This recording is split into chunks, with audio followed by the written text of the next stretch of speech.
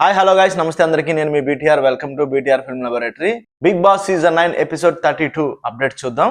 ఒకవేళ మిస్టేక్స్ జరిగితే ఎవరన్నా ఏమన్నా అంటారేమో, నాగార్జున గారు ఏమన్నా అంటారేమో, లేకపోతే గనక వీళ్ళు హౌస్ మేట్స్ అందరూ కలిసి నన్ను పాయింట్అవుట్ చేస్తారు ఈ విషయంలో అని చెప్పి పాపం చాలా సఫర్ అవుతూ చాలా స్ట్రిక్ట్గా పర్ఫెక్ట్గా కెప్టెన్సీని నడిపించడం కోసం చాలా కష్టపడుతున్నట్టు తెలుస్తుంది రాము రాథోడ్. నిజంగా గేమ్ అంతా ఇప్పటి వరకు జరిగిన ఎపిసోడ్స్ అన్నీ కూడా నువ్వు బాగా ఆడేసావు. సో ఇక ముందు జరిగే ఎపిసోడ్స్ కూడా ఇలాగే నువ్వు కంటిన్యూ చేస్తే మాత్రం ఖచ్చితంగా టాప్ 5 లిస్ట్లో మాత్రం ఉండే ఛాన్సెస్ మాత్రం రాము రాథోడ్కి ఉన్నాయి.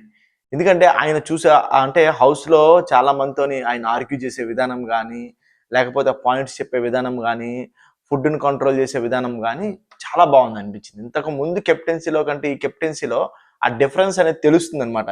ఎప్పుడు కూడా డిఫరెన్స్ ఎలా మనం ఫైండ్ చేయగలమంటే ఏదో అంటే ఒక పాయింట్స్ చెప్తున్నప్పుడు, లేకపోతే కానీ దాని గురించి డిబేట్ జరిగినప్పుడు, లేకపోతే ఎదుటి వాళ్ళు దాన్ని హర్ట్ అయ్యి మాట్లాడినప్పుడు మాత్రమే ప్రీవియస్ కెప్టెన్కి ఈ కెప్టెన్కి డిఫరెన్స్ అనేది ఈజీగా ఆడియన్స్ తెలుసుకోగలరు. ఆ డిఫరెన్స్ అనేది రాము రాథోడ్ బిహేవియర్ వల్ల తెలుస్తుంది. ఇలాగే ఉండాలి, ఏదో ఒక ఇంపాక్ట్ క్రియేట్ చేస్తూ ఉండాలన్నమాట హౌస్లో ఉండాలంటే. ఈ ప్రపంచం ఏమైపోయినా అనవసరం, హౌస్ మేట్స్ ఏమనుకున్నా అనవసరం, నాగార్జున గారు ఏమనుకున్నా అనవసరం, బిగ్ బాస్లో టాస్క్లు ఆడకపోయినా అనవసరం. ఆయనకు మాత్రం లేడీస్ చేతులు పట్టుకోవడం, లేడీస్ బొగ్గలు పట్టుకోవటం, లేడీస్ని భుజాలు రుద్దటం బాగా సరదా అయిన విషయం ఏదన్నా ఉందంటే కళ్యాణ్కి అదొక్కటే. అసలు ఏంటో ఆ పర్సన్. ఇప్పుడు ఒక ఫ్రెండ్షిప్ కూడాను ఒక లిమిట్ ఉంటుంది, బ్రదర్ అండ్ సిస్టర్స్ కూడా ఒక లిమిట్ ఉంటుంది, ఫాదర్ అండ్ డాటర్ కూడా ఒక లిమిట్ ఉంటుంది, బాయ్ అండ్ గర్ల్ ఫ్రెండ్షిప్లో కూడా చాలా లిమిట్స్ ఉంటాయి. అవి క్రాస్ అయిపోకూడదు. మిమ్మల్ని లోపల చూస్తున్న బయట ఆడియన్స్ పర్స్పెక్టివ్ మారకూడదు.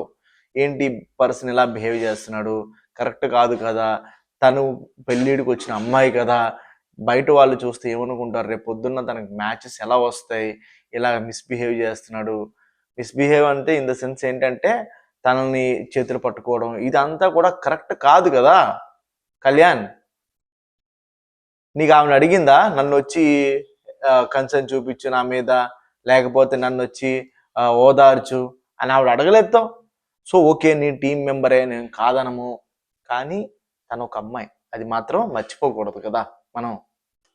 ఇంకా ఇండైరెక్ట్ అండ్ ఇంకా డైరెక్ట్గా అడుగుతున్నాం, ఇఫ్ సపోజ్ నేను గనక బాయ్ ఫ్రెండ్ అయితే కనుక నీకు ఓకేనా అని.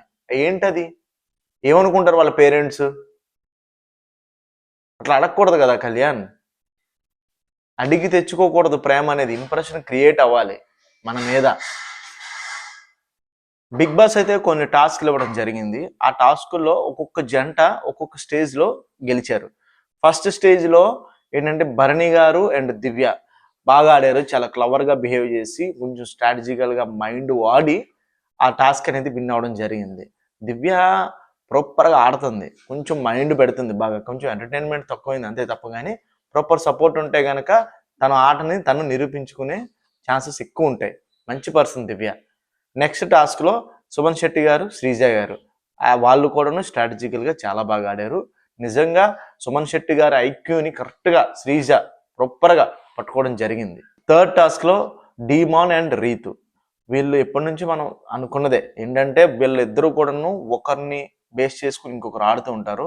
సో రీతి కంప్లీట్గా డీమాన్ ఫాలో అవుతున్నట్టు అనిపిస్తుంది, డీమాన్ రీతుని గైడ్ చేస్తున్నట్టు తెలుస్తుంటుంది అనమాట మనకి. చూసి ఆడియన్స్కి అది ఎక్స్పీరియన్స్ అయిపోతుంటారు.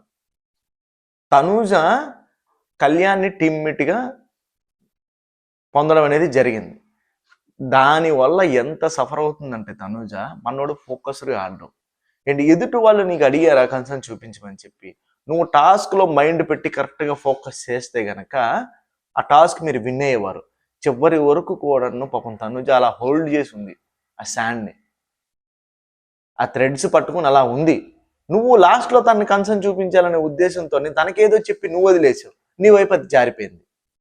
నువ్వు గట్టిగా బ్యాలెన్స్ చేస్తే తను బ్యాలెన్స్ చేస్తున్నప్పుడు నువ్వు కూడా గట్టిగా బ్యాలెన్స్ చేయాలి కదా, నువ్వు వదిలేసావు, అది మొత్తం నీ వైపు అలా వాలిపోయి పడిపోయింది. తనూజ పాపం ఎంత ఫీల్ అవుతుందంటే కళ్యాణ్ గారు ఫోకస్డ్గా ఆడట్లేదు. ఆయన ఆడితే మాత్రం ఖచ్చితంగా ఒక్క టాస్క్ అన్నా వీళ్ళు విన్ అయ్యేవాళ్ళు. వీళ్ళు అసలు ఒక్క టాస్క్ కూడా విన్ అవ్వలేదు. నెక్స్ట్ ఇంకొక విషయం ఏంటంటే వీళ్ళు మనం స్ట్రాటజీస్ ప్లే చేద్దాం, ఇండివిజువల్గా ఆడదాం అని చెప్పి ఎప్పుడైతే టీం నుంచి సపరేట్ అయ్యారో వీళ్ళిద్దరూ ఈ వారం వరస్ట్ పర్ఫార్మెన్సెస్ కింద వీళ్ళిద్దరు నామినేట్ అయిపోయారు. ఎప్పుడు కూడా ఒక టీం గేమ్ ఉండాలి, బట్ ఏంటంటే టాస్క్లకు వచ్చినప్పుడు ఇండివిజువల్గా ఆడాలి, స్ట్రాటజీస్ ప్లే చేయకూడదు. ఇన్ ద సెన్స్ ఏంటంటే రాంగ్ స్ట్రాటజీస్ ప్లే చేయడం వల్ల ఒక పర్సన్ యొక్క ట్రస్ట్ అనేది, ఒక బిలీఫ్ అనేది మనం కోల్పోతాం. దానివల్ల ఏంటంటే మనం ఒక సింగిల్ పర్సన్ అయిపోతాం. సో శ్రీజ కూడాను అదే కోవకు వచ్చేసింది, వరస్ట్ పర్ఫార్మెన్స్ కింద వచ్చేసింది. నెక్స్ట్ కళ్యాణ్ కూడాను ఈ వీక్ వరస్ట్ పర్ఫార్మెన్స్ కింద వచ్చేసాడు. ఎందుకంటే తనూజ 100% ఎఫర్ట్స్ ఇస్తుంది, బట్ కళ్యాణ్ ఎక్కడో ఎఫర్ట్స్ పెట్టే దానిలో మాత్రం కొంచెం వెనక పడిపోయాడు. క్లియర్గా తెలుస్తుంది ఈ వారం శ్రీజాని బయటకు పంపించడం కోసం హౌస్ మేట్స్ అంతా కలిసి ఒక స్ట్రాటజికల్గా ప్లాన్డ్గా 1 by 1 డిస్కస్ జరగట్లేదు. కానీ కాకపోతే ఏంటంటే వాళ్ళ ఇన్నర్ వాయిసెస్ మనకు అర్థమవుతున్నాయి. శ్రీజాని బయటకు పంపించేయాలనే ఆలోచనలో వరస్ట్ పర్ఫార్మెన్స్ కింద తనని నామినేట్ చేశారు, కళ్యాణ్ని కూడా నామినేట్ చేశారు. కంపారిటివ్లీ చూసుకుంటే కళ్యాణ్ ఆర్ శ్రీజ, నాకు తెలిసి శ్రీజ ఉండాలి, కళ్యాణ్ వెళ్ళిపోయినా పర్వాలేదు. ఎందుకంటే కళ్యాణ్ ఏం ఇవ్వట్లేదు, బట్ ఏంటంటే ఈ వారం మాత్రం ఖచ్చితంగా శ్రీజాని బయటికి పంపించేసే ప్లానింగ్లో ఉన్నారు. బట్ ఆడియన్స్ మాత్రం నా బిలీఫ్ కరెక్ట్ అయితే కనుక ఎంటర్టైన్మెంట్ కోసం ఒకవేళ ఉంచితే కళ్యాణ్ని ఉంచొచ్చేమో కానీ, లేకపోతే మాత్రం కళ్యాణ్ని బయటకు పంపించేయాలి. శ్రీజ ఉండాలి, ఎందుకంటే తను వాయిస్ రైజ్ చేసి పాయింట్స్ అనేది చెప్పగలుగుతుంది. నెక్స్ట్ ఏంటంటే క్వశ్చన్ చేయగలుగుతుంది, right or wrong, valid or invalid question అయితే చేయగలుగుతుంది. సో అలాంటి ఒక పర్సన్ ఉండాలి హౌస్లో. సో ఇది గైస్ ఈరోజు update. Thank you for watching. Subscribe చేయండి, లైక్ చేయండి, షేర్ చేయండి, కామెంట్ మాత్రం ఖచ్చితంగా చేయండి. జై హింద్.